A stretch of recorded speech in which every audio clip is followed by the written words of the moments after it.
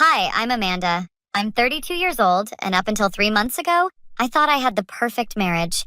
Marcus and I had been together for 8 years, married for 5. He was a real estate developer, successful and charming. I worked as a marketing manager at a tech startup downtown. We had the beautiful house, the nice cars, the vacation photos that made everyone jealous on social media. Looking back now, I can see the cracks that were always there. Amanda, seriously? You forgot to pick up my dry cleaning? Marcus said one evening, his voice tight as he stood in our bedroom doorway. I'm sorry, honey. The meeting ran late and I specifically asked you this morning. Do you ever listen to me? I'll get it first thing tomorrow, I promise. Tomorrow's too late. I needed that suit for my presentation. He turned away, muttering something under his breath. My best friend Lisa noticed things I didn't want to see. We met for coffee one Saturday afternoon while Marcus was at the golf course. Girl, are you okay? Lisa asked, stirring her latte slowly. You seem different lately. Different how? I don't know. Quieter. You used to be so confident, so full of life. Now it's like you're always second-guessing yourself. I'm just tired from work, I said, forcing a smile. Is Marcus treating you right? Because last week at dinner, the way he talked to you about that wine you ordered, he was just stressed about a deal falling through. It's fine. Amanda. Lisa reached across the table and grabbed my hand. That's not fine. You don't deserve to be talked down to like that. You're reading too much into it. Every marriage has its moments. Lisa's eyes held mine. Promise me you'll tell me if things get worse. Promise me. I promise. But really, everything's okay. That was 2 months before everything fell apart. The night it happened started so normally. Marcus came home late from a business dinner and I was already in bed reading. You're still awake? He asked, his words slightly slurred. Yeah, couldn't sleep. How was dinner? Fine. He sat on the edge of the bed, taking off his shoes. I ran into Steve Miller tonight. Oh, how's he doing? He asked about you. That's nice. He said he saw you having lunch with some guy last Tuesday, at that Italian place downtown. My stomach dropped. That was Jake from accounting. We were discussing the new campaign budget. Really? Because Steve said you two looked pretty cozy. Marcus, it was a work lunch. You can ask my boss if you don't believe me. He stood up abruptly. I don't need to ask anyone. I'm asking you. Are you cheating on me? What? No, of course not. Then why didn't you tell me about this lunch? Because it was just work. I don't tell you about every single meeting I have. His face darkened. Don't raise your voice at me. I'm not raising my... I stopped, trying to calm down. Marcus, please. You're being ridiculous. I'm being ridiculous? I work my tail off to give you this life and you repay me by sneaking around behind my back? I wasn't sneaking anywhere. The argument escalated. Words turned uglier. Marcus accused me of things I'd never done, never even thought about doing.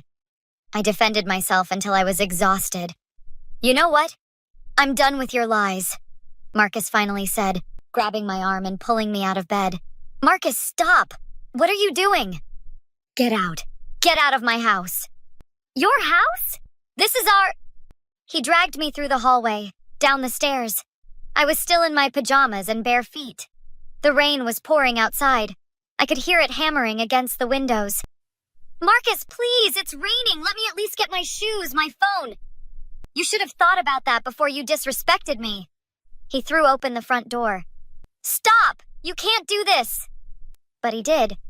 He shoved me out onto the front porch and locked the door behind me. I pounded on it, rain soaking through my thin cotton pajamas within seconds. Marcus, open the door, please! No response. The lights inside went out one by one. I stood there shaking, not from the cold yet, but from shock. This couldn't be happening. Not to me. Not from the man who'd promised to love and cherish me. The cold hit me then. Late November rain in Seattle isn't just wet, it's bone-chilling. My teeth started chattering. I had nowhere to go. No phone, no shoes, nothing. I stumbled down to the sidewalk, hugging myself, trying to think. Lisa lived 20 minutes away by car. My parents were across the country. I didn't even know which neighbors I could trust. Marcus had always been so charming with them. Would they even believe me?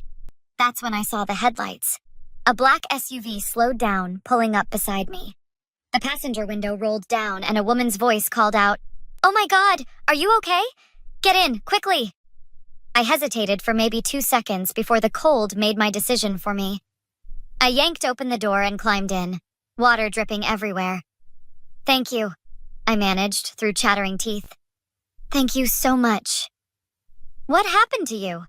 "Here, take this." The woman handed me a jacket from the back seat. She looked to be in her 50s, dressed in an expensive pantsuit with sharp eyes that seemed to take in everything. "My husband, he threw me out." "In this weather? In your pajamas?" Her voice hardened. "That's assault. That's domestic violence. I don't know. Maybe I should just..." "What's your name, honey?" "Amanda. Amanda Foster. I'm Sarah Chen. I'm a family law attorney and I'm telling you right now, what just happened is a crime. Tell me everything." As Sarah drove to a nearby hotel, I told her the whole story. Not just tonight, but everything. All those little moments I'd explained away. Sarah listened, asked sharp questions, and didn't interrupt. At the hotel, Sarah got me a room and some dry clothes from the gift shop. She sat with me while I called Lisa. "Amanda, it's almost midnight. What's..." "Lisa, I need you." My voice broke. "What happened? Where are you?" I told her. Lisa went silent for a long moment. "I'm coming right now. Text me the address." "And Amanda, I'm so sorry. I should have pushed harder when I saw the signs. This isn't your fault. I'll be there in 15 minutes. Sarah made another call while we waited. "Detective Rivera, it's Sarah Chen. I have a situation you need to hear about." "Yes, tonight. The address is 4782 Maple Grove Drive." "No, the victim is with me at the Courtyard Hotel. She's safe, but she needs to file a report." "I don't know if I can press charges," I said after she hung up. "Can't or won't. What if I'm overreacting? What if..." "Amanda, look at me." Sarah's voice was firm but kind. "He threw you out of your own home in freezing rain without shoes or a phone. You were shaking so badly you could barely speak. That's not an overreaction. That's assault. That's criminal endangerment." Lisa arrived and immediately wrapped me in a hug. "I'm going to kill him." "Get in line," Sarah said dryly. Detective Rivera showed up 30 minutes later, a middle-aged woman with tired eyes and a no-nonsense attitude. "Mrs. Foster? I'm Detective Maria Rivera. Can you walk me through what happened tonight?" I told the story again. Detective Rivera took notes, asked for details, documented the bruises on my arm where Marcus had grabbed me. "Has he done anything like this before?" Detective Rivera asked. "Not exactly like this, but..." I hesitated. "He gets angry, says cruel things. Sometimes he'll grab my arm or push me during arguments, but nothing this bad." "That's still assault," the detective said. "What else?" "He controls our finances. I have to ask permission to buy anything over $50.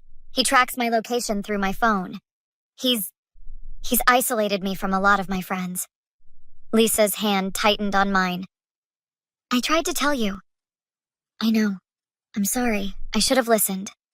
Detective Rivera looked up from her notes. "Mrs. Foster, I'm going to be direct with you. This is a pattern of abuse. What happened tonight was an escalation. These situations typically get worse, not better. But what if he just had too much to drink? What if he's sorry tomorrow?" "Does that make it okay?" Sarah asked. "No, but nothing," Lisa cut in. "Amanda, he threw you out like garbage, in the freezing rain, in your pajamas. What if Sarah hadn't driven by? What if you'd gotten hypothermia? What if..." "I know." Tears finally came. "I know, okay? I know how bad it is, but he's my husband. We took vows. I need to think." "Of course," Detective Rivera said gently. "But while you're thinking, I'm going to document everything. Photos of your injuries, your statement, the location and condition you were found in. When you're ready to press charges, we'll have everything we need." Sarah leaned forward. "Amanda, I want you to listen to me carefully. Tomorrow morning, we're going to the courthouse. We're filing for an emergency restraining order. Whether or not you press criminal charges is your choice, But at minimum, you need legal protection. Won't that make him angrier? Probably, Sarah said bluntly. But you know what? He's already dangerous. At least with a restraining order, if he comes near you, he goes to jail. No questions asked. Lisa squeezed my hand. You can stay with me, for as long as you need. And I'm taking your case pro bono, Sarah added. I saw a woman shaking in the rain, and I'm not letting this slide. We're going to make sure he faces consequences for what he did. I looked at these three women, a stranger who stopped to help, my best friend who'd tried to warn me, and a detective who'd come out at midnight. They believed me. They were ready to fight for me. Okay, I whispered. Okay, let's do this. But I need to go back to the house. I need my things, my documents. We'll arrange a police escort, Detective Rivera said. Tomorrow afternoon. He'll be served with the restraining order by then, so he'll have to leave. You can get whatever you need. What if he refuses to leave? Detective Rivera's smile was cold. Then he gets arrested. Either way, you're getting your things. The next afternoon, I stood outside my own house with Detective Rivera and two uniformed officers. Marcus's car was in the driveway. Sarah and Lisa waited in Lisa's car across the street. Remember, Detective Rivera said, we're here. Don't engage beyond what's necessary. I unlocked the door with my own key. Marcus was in the living room, the restraining order papers crumpled on the coffee table. Are you kidding me with this? He waved at the papers. A restraining order? You threw me out in the freezing rain, Marcus. I was drunk. I made a mistake. Mr. Foster, Detective Rivera stepped forward. Keep your distance from your wife. This is my house. You've been served with a restraining order. Pack your things and leave. Now. Marcus's eyes fixed on me. Amanda, baby, please. We can work this out. Just tell them this is a misunderstanding. It's not a misunderstanding. 8 years together and you're throwing it all away because of one argument? One argument? Anger overtook fear. You grabbed me hard enough to leave bruises. You threw me out without shoes, without a phone, without my medication. It was 38 degrees, Marcus. I could have died. Don't be dramatic. I knew you'd figure something out. I was shaking so hard I couldn't speak. A stranger had to rescue me. Maybe if you hadn't been sneaking around. I wasn't sneaking around. It was a work lunch. Marcus stepped toward me. The officers moved instantly. Sir, back up, one ordered. Amanda, please. His voice softened. I'm sorry. I love you. I'll do anything. Therapy, anger management, whatever you want. Just give me another chance. I'd heard this tone after every cruel comment. The cycle of rage followed by apology. No. What? I said no. I'm done. You don't mean that? I mean every word. You know what I realized last night? I've been making myself smaller to avoid setting you off. I've been apologizing for things that weren't my fault. I've been living in fear of your moods for years. I've given you everything. You've given me a prison with nice furniture. You track my phone. You control our money. You tell me what to wear, who to see. That's not love, Marcus. That's abuse. Don't use that word. I never hit you. You shoved me into the rain. You grabbed me hard enough to bruise. That is abuse. You think you can just leave? You'll survive without me? Without my money? I have my own job, my own life. No one else will want you. Mr. Foster, that's enough. Detective Rivera moved between us. Pack and leave, now, or you'll be arrested. This is garbage. Marcus swept his arm across the coffee table, sending a lamp crashing. The officers stepped forward. Sir, calm down. She's destroying my life with her lies. I'm not lying, and you know it.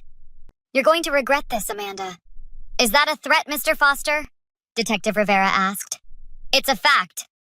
The biggest mistake of my life was staying as long as I did, I replied. Officers, remove him from the house, please. Mr. Foster, 15 minutes to pack. Let's go. As they escorted him upstairs, he turned back. This isn't over, Amanda. Actually, I said, it is. Goodbye, Marcus. 3 weeks later, I sat in a courthouse conference room with Sarah. Criminal charges had been filed. Assault, endangerment, and restraining order violation after Marcus called me 17 times in one night. How are you feeling? Sarah asked. Terrified, but also free. Perfect sense. Marcus entered with his attorney. He looked terrible. His lawyer spoke. My client proposes a settlement.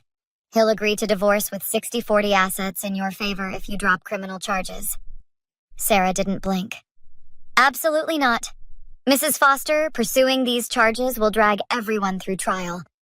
Think about your reputation. Are you seriously suggesting I should worry about reputation? Marcus leaned forward. Amanda, please. I've lost everything.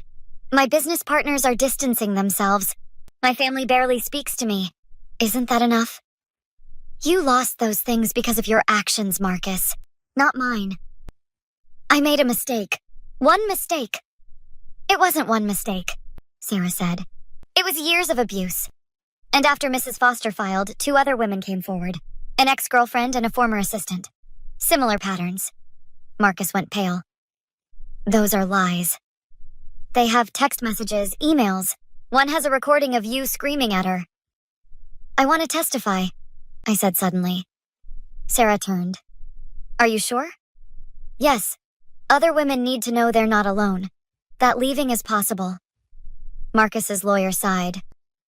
Mr. Foster, we need to talk privately. They returned 5 minutes later. Marcus looked defeated.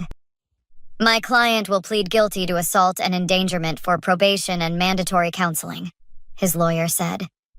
He'll agree to 70-30 asset split and divorce and won't contest the permanent restraining order. I looked at Sarah. What do you think? He doesn't want those women testifying. Probation means one violation, he goes to jail. Counseling creates a record. If he does this again, prosecutors have this case to reference. What about the restraining order? Permanent. He comes within 500 feet. He's arrested. Okay, I'll accept it. Relief flashed across Marcus's face. Thank you, Amanda. I really am. Don't thank me. Don't apologize. This isn't forgiveness. This is me choosing peace over revenge. There's a difference. 2 months later, I met Lisa for coffee. I'd been living with her, going to therapy, rebuilding. So, Lisa grinned, I heard you got promoted. Assistant marketing director. You're amazing. You always were. I'm glad I can finally see it myself. I stirred my latte. I feel guilty sometimes. Like I should have tried harder. Are you kidding? My therapist says it's normal. That abuse victims often blame themselves. You didn't give up on your marriage, Marcus did. The moment he chose control over partnership, violence over communication, that's when it ended. You just made it official. When did you get so wise? Always was. You were too stubborn to listen. I laughed. My phone buzzed. Sarah texting. Court date set for divorce, 6 weeks. He's not contesting. It's almost over, I told Lisa. How does that feel? Like I can finally breathe. 6 weeks later, I walked out of the courthouse with divorce papers. Sarah and Lisa waited on the steps. How does it feel to be single? Sarah asked. Actually, I'm going back to my maiden name, Amanda Blake. Fresh start. I like it, Lisa said. What now? Now I live my life, on my terms, without asking permission or walking on eggshells. To Amanda Blake, Sarah raised an imaginary glass. May she be bold, fierce, and completely herself. To Amanda Blake, Lisa echoed. I looked at the courthouse, then forward. To Amanda Blake, and to every woman who's found the courage to leave, you're not alone. You're not crazy. You're not overreacting. And you deserve better. You deserve everything. What would you do if someone you loved threw you out in the cold? Have you or someone you know experienced a situation like Amanda's? Share your thoughts in the comments below.